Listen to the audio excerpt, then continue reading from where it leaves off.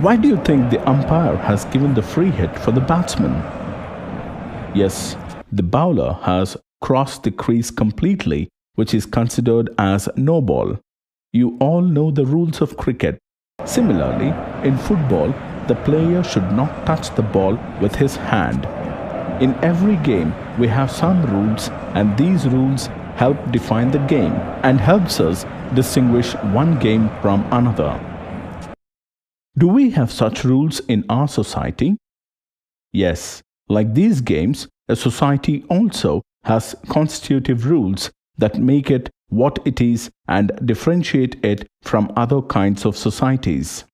In large societies, in which different communities of people live together, these rules are formulated through consensus, and in modern countries, this consensus is usually available in written form. A written document in which we find such rules is called a constitution. Why do you think we need a constitution? The constitution serves several purposes. Let us look at them one by one. Constitution lays out certain ideals that form the basis of the kind of country that we as citizens aspire to live in.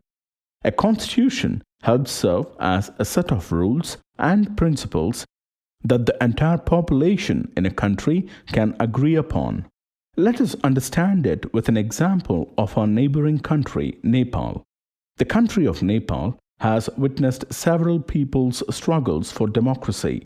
There was a people's struggle in 1990 that established democracy. But the constitution rested the final authority with the king. After a people's movement for a long time in 2006, they finally succeeded in putting an end to the powers of the king. They have to write a new constitution to establish Nepal as a democracy. Why do you think people did not want to obey 1990 constitution? The Nepal population did not want to continue with the previous constitution because it did not reflect the ideals of the country that the people wanted it to be. While moving from a monarchy to a democratic government, constitution plays a crucial role in laying out certain important guidelines that govern decision making. Thus, the second important purpose of a constitution is to define the nature of a country's political system. In a democracy, we choose our leaders so that they can exercise power responsibly on our behalf. But do you think that the leaders do not misuse their authority? Let us look at this classroom to get the answer. Rohan, the class monitor, does not have a good relation with his classmate Arun. Rohan always puts false complaints of making noise against Arun to the teachers. As the responsibility of minding the class is vested upon the class monitor Rohan, Arun is often punished by teachers for no reason. Similarly, there is always the possibility that the leaders in a political system might misuse their authority. How do you think this can be prevented? In democratic societies, the constitution often lays down rules that guard against this misuse of power by our political leaders. In the case of the Indian Constitution, many of these laws are contained in the section on fundamental rights. Recall right to equality that says no citizen can be discriminated against on grounds of religion, race, caste, gender, and place of birth. Look at another situation. The class teacher of class 8A takes the students to the playground, but some students started arguing with each other for playing cricket instead of football. The class teacher decides to settle the problem with a show of hands. The decision goes for cricket as there are more kids in the class who play cricket. The boys and girls who opt for football are disappointed. They are always deprived from practicing as they are less in number in the class. Who is minority in the example? What would you have done if you were the class teacher? The students playing football are in the minority group. The teacher could have solved the problem by dividing the time for both cricket and football.